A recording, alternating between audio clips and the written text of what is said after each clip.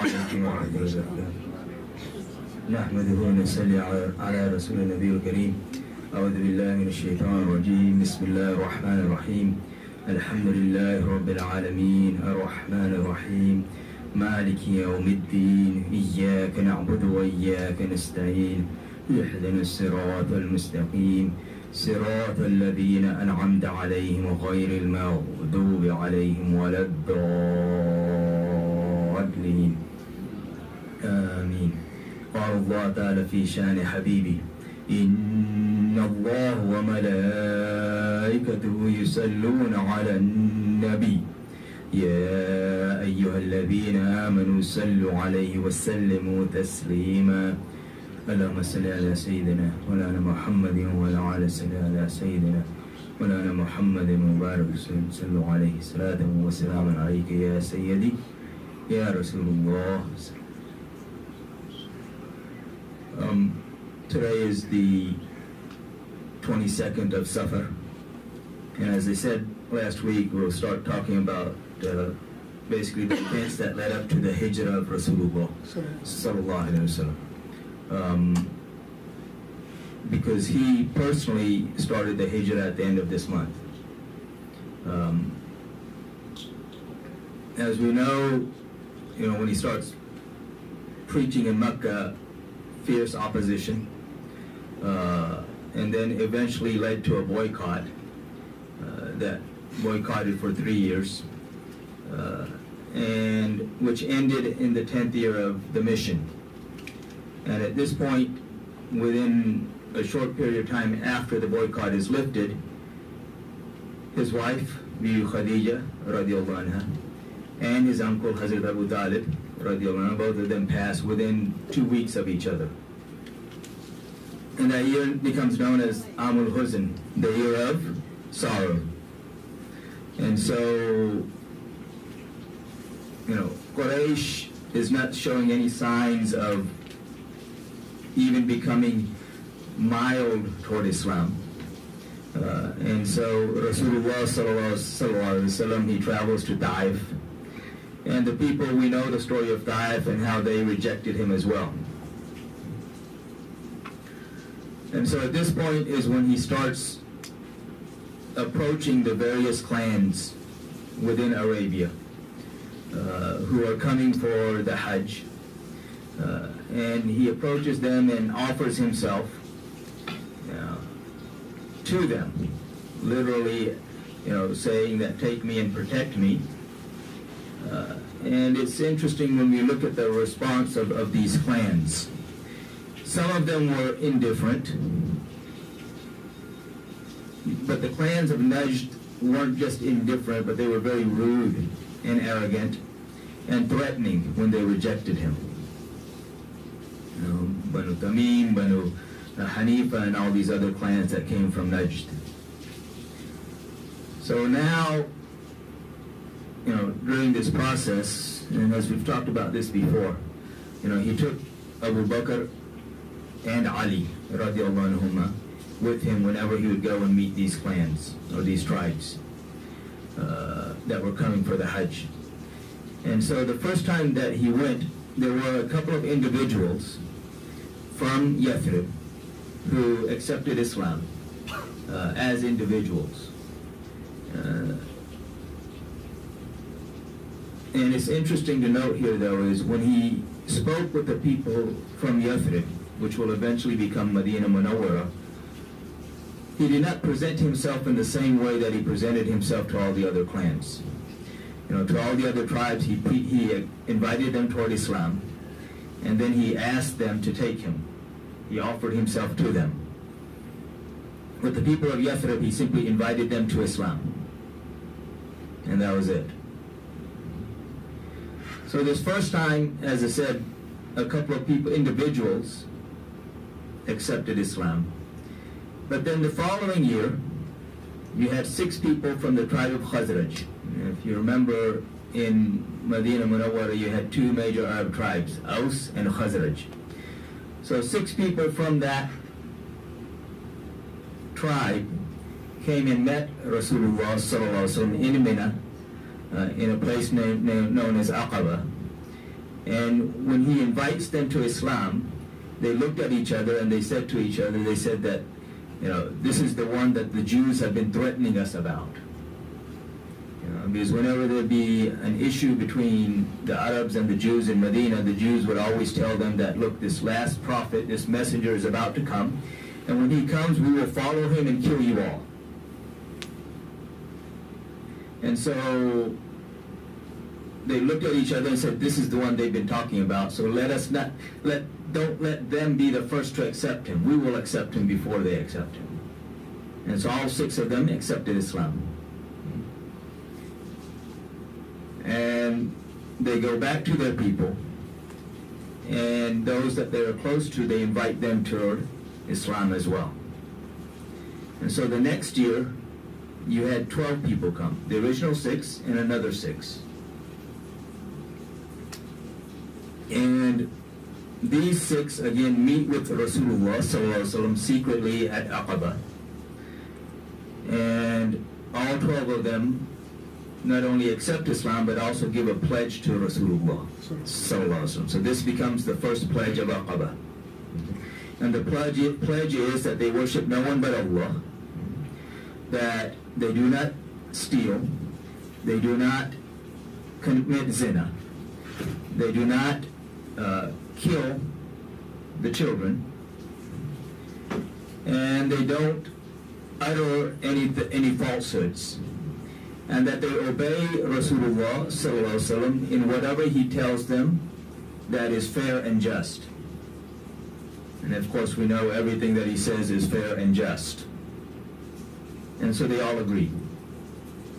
But this time he sends with them Mus'ab bin Umair radiallahu anhu to go and start preaching Islam to the people in general.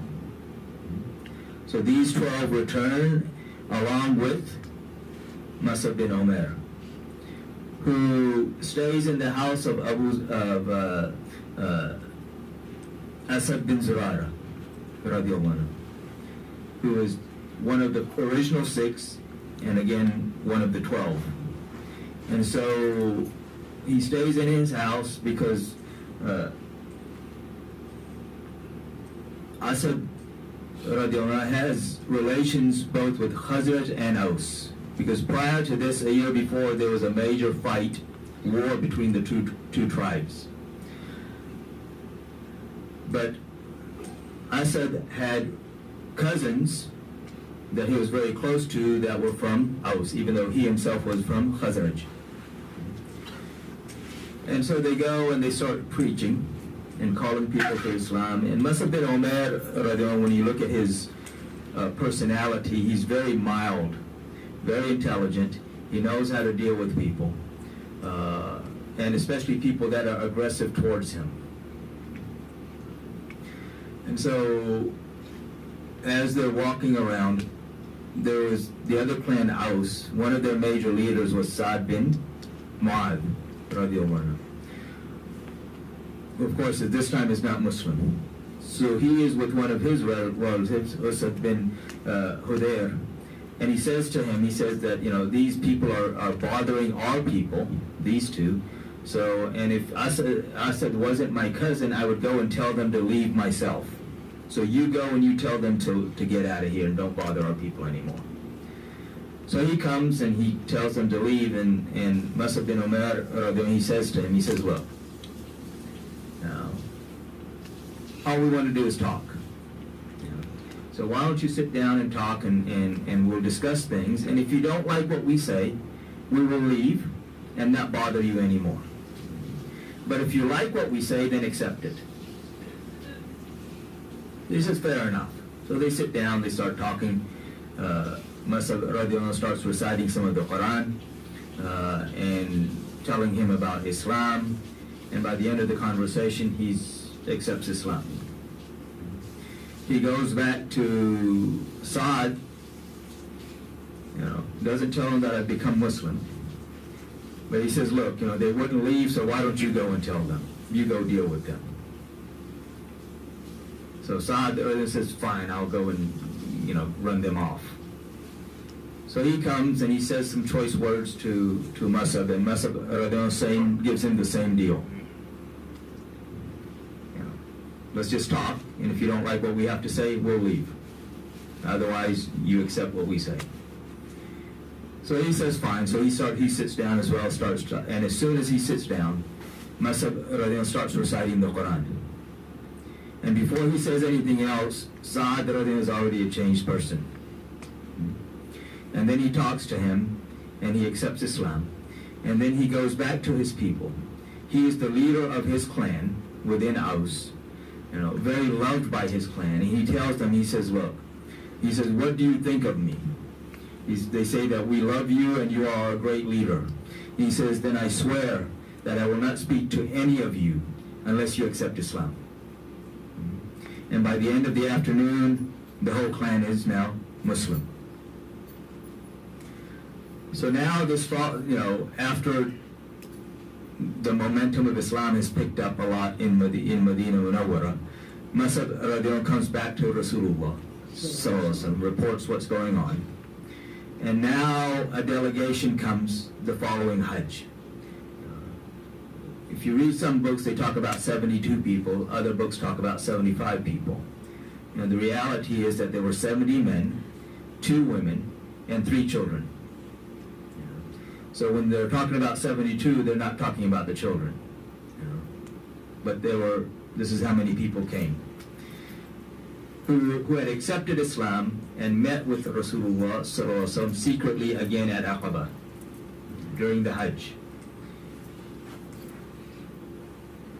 And they basically presented their desire to take him with them. He never asked them. He never needed to ask them. The other aspect of this is something that we don't think about and most of us don't pay attention to is he already knew where he was going. This was no secret to him.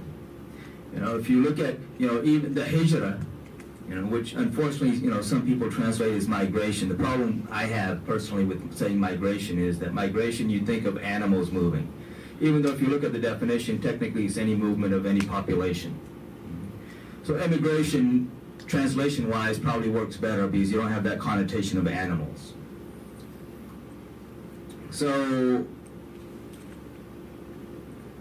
if you remember when Rasulullah ﷺ starts preaching, and he goes before Warqa bin Nawfal, radiallahu anhu.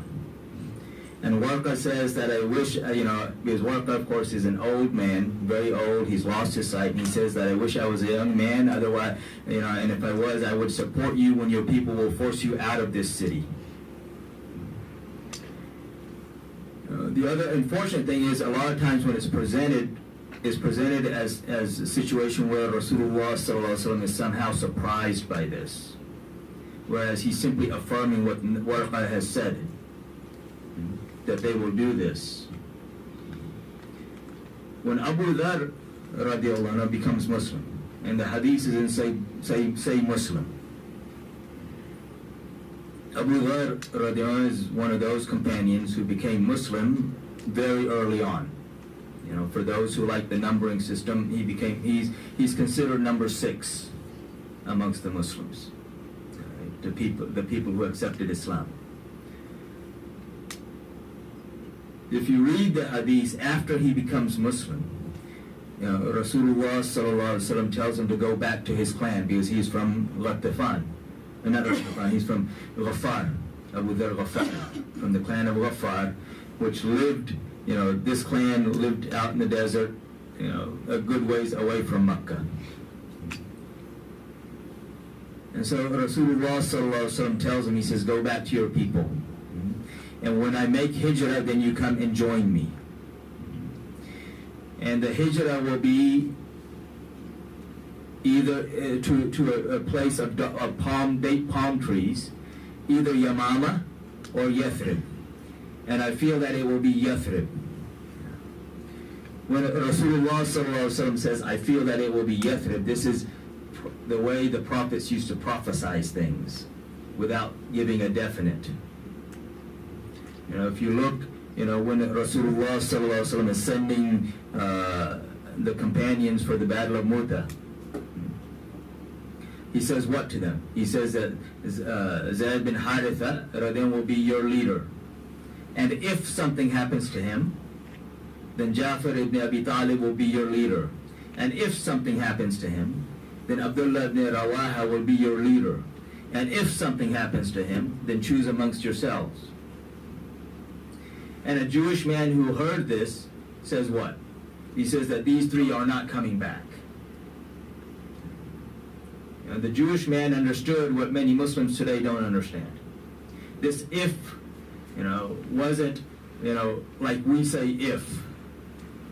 Rasulullah sallallahu alaihi wasallam never predicted anything. If you look in the definition of prediction, it's probability. Rasulullah sallallahu alaihi wasallam, he foretold us what is going to happen. There's no prediction there that maybe this will happen or maybe that will happen. The weatherman predicts, which is why he's wrong 60% of the time. Nothing that came out of the lips of Rasulullah sallallahu alaihi wasallam even has the possibility of being wrong. And so here he says to Abu Dhar radiallahu anhu, that I feel it will be Yathrib. And of course it was Yathrib. If you look at the city itself, it has a close connection to Rasulullah sallallahu alaihi wasallam. The mother of Hazrat Abdul Muttalib, so the great-grandmother of Rasulullah sallallahu alaihi wasallam is from there. Salma radiallahu anha, this is where she is from. His grandfather was born there and stayed and lived there until he was 8, until his uncle found out that he had a nephew and went and got him and brought him to Mecca. The father of Rasulullah sallallahu alaihi wasallam is buried there. So, this isn't simply chance. And so now when these 75, the 70 men, the 2 women, and the 3 children, they come. The meeting that's going on is secret. The only person that is not Muslim who knows about the meeting, not even most of the Muslims knew about the meeting. Only 2 or 3. The only non-Muslim who knew about this meeting is Abbas, the uncle of Rasulullah sallallahu alaihi wasallam, who has not become Muslim yet. He won't become Muslim until after Badr. He knew because he is the leader of Banu Hashim, the clan of Rasulullah sallallahu alaihi wasallam. So he addresses, so at the opening of the meeting, he addresses the Ansar. And he says to them, he says, look, you've come to, basically he says, you've come to take my nephew. Which is all fine. But, if you can't handle this, then leave him and we will take care of him as best we can. But understand this, that if you take him, then you will accept all of the war and battle and aggression of all of Arabia upon yourselves. Your crops will fail. They were farmers. The people of Medina were farmers. He says, your crops will fail. Your women will become orphans. Why are the crops going to fail? Because you don't have time to take care of them. The women will become widows. Your women will become widows, and your children will become orphans. And your heads will be separated from your bodies. He says, if you're willing to accept this, then fine, take him. Otherwise, leave him, and we will take care of him as best we can. The Ansar, they look at Rasulullah sallallahu alaihi wasallam. They say, is this true? Is what your uncle is saying, is this true? Is this what's going to happen to us? And he says, yes. And then they said, and what will we be given for this? In return of all of this sacrifice, what will we be given? And he says, Jannah. Unfortunately, most people stop here. They think that this is what clinched the deal, which is not what clinched the deal. When you have a deal that's going on, and somebody says, wait a minute, everything that came before it didn't solidify the deal. Is what comes after that, wait a minute. What about this?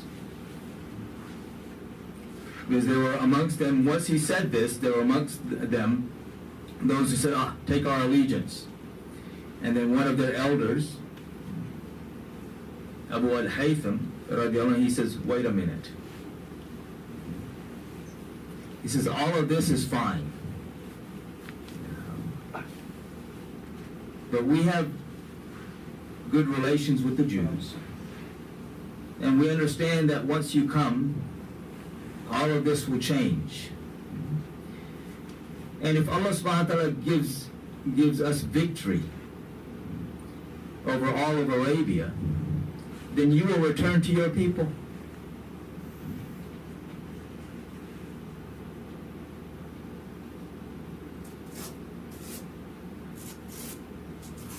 He says to them, he says no.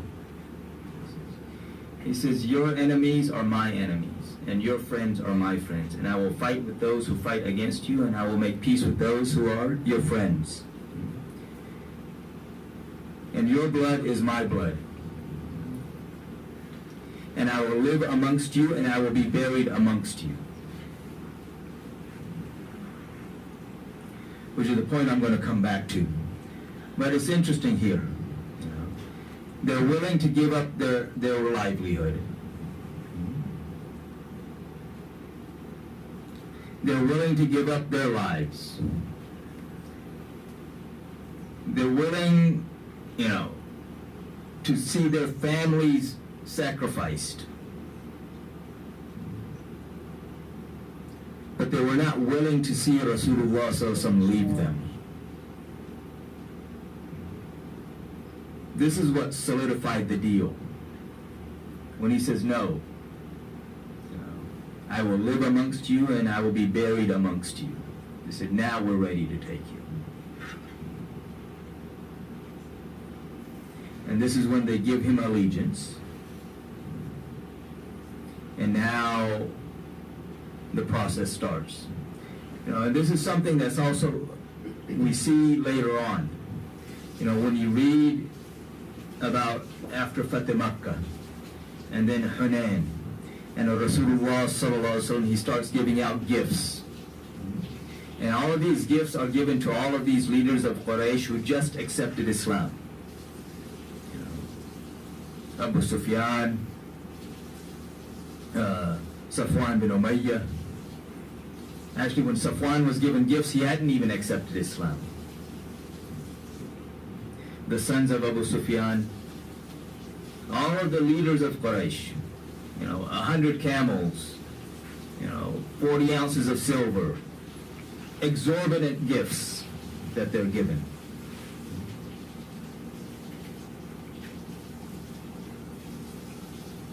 And yet, the Ansar were not given anything. And they start talking amongst each other, and they said that, Rasulullah sallallahu alaihi wasallam has met his people. They knew what he had said to them before, but the beloved has the right to change his mind.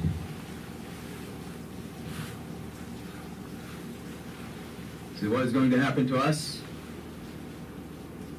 And so when Sa'd bin Ubadah radiallahu anh comes to Rasulullah sallallahu alaihi wasallam, he says, Ya Rasulullah sallallahu alaihi wasallam, the people are saying like this. So he says, gather them.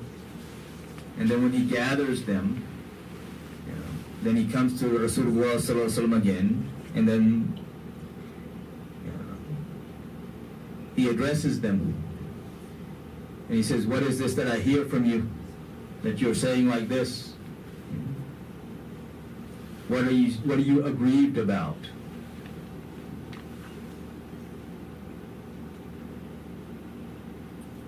And he says to them, he says that, did I not come to you when you were misguided and give you guidance?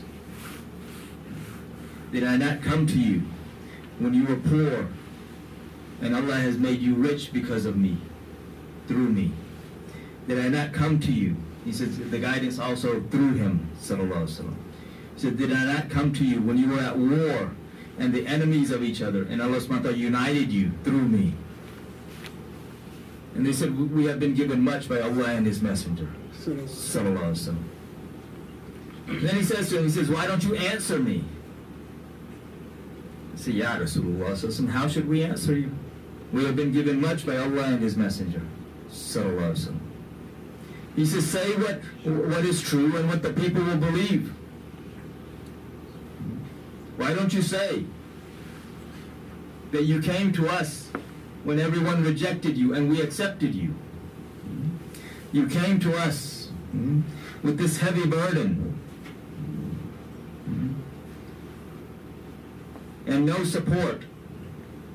And we supported you and lightened your burden. And all of them are sitting there with their heads down, saying, we have been given much by Allah and His Messenger. Sallallahu Alaihi Wasallam.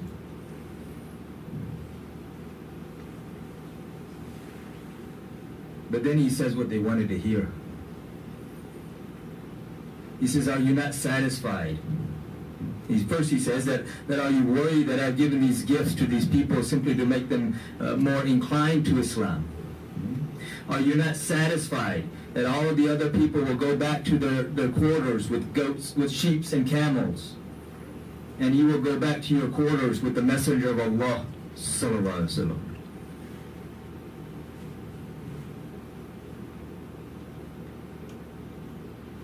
And he says, oh Allah, bless the Ansar, and bless the children of the Ansar, and bless the children of their children.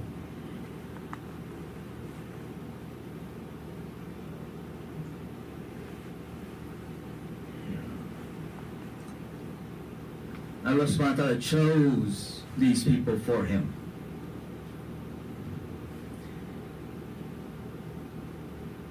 But coming back to the Hijra, this is what clinched the deal. And especially when He said that I will live amongst you and I will be buried amongst you, which is also interesting. It tells us the knowledge of Rasulullah. The prophets are buried where they pass. For those who think He didn't know, then how did He tell them this? Because He already knew. Allah subhanahu wa ta'ala has already given him the knowledge.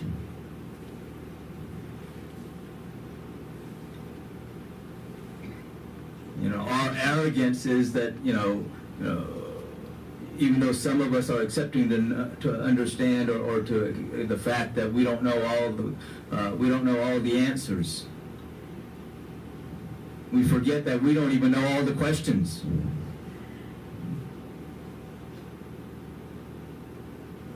And then we want to compare our knowledge to the knowledge of Rasulullah Sallallahu Alaihi Wasallam.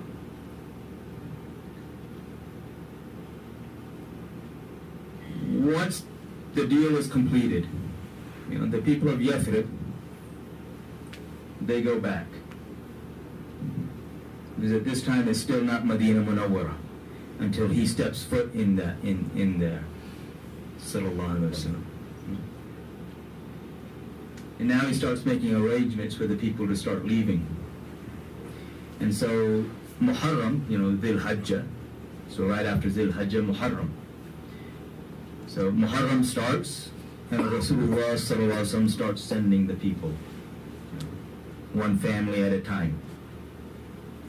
Secretly, because they knew if they left openly, Quraysh would stop them. So you'd have a house that appeared totally normal during the daytime, and then by the next morning, it's empty.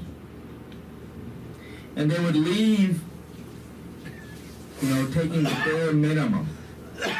You carry a lot of stuff, it slows you down. So they left their houses, their wealth, whatever they had, and made their way toward Yathrib. After everybody has left, and the only one who left openly was Umar, radiallahu anhu. He went out and made the announcement. He said, whoever is not afraid that their children should become orphans and that their women should become widows, meet me outside. But Umar is Umar.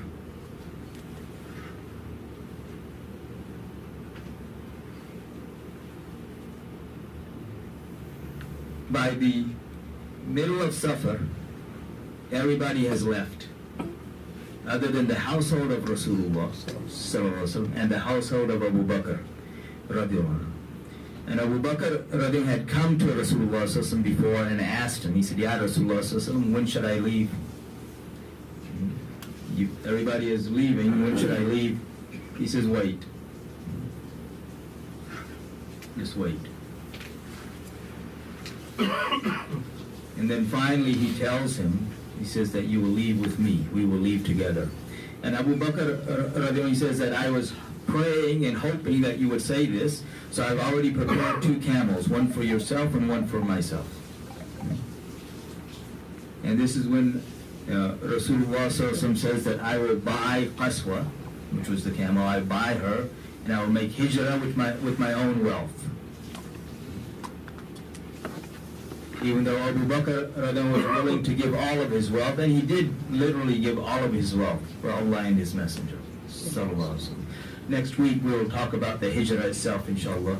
And as I said, Rabiul Awwal is coming, so we'll make that connection between the Hijra and the Mawlid of Rasulullah, inshallah.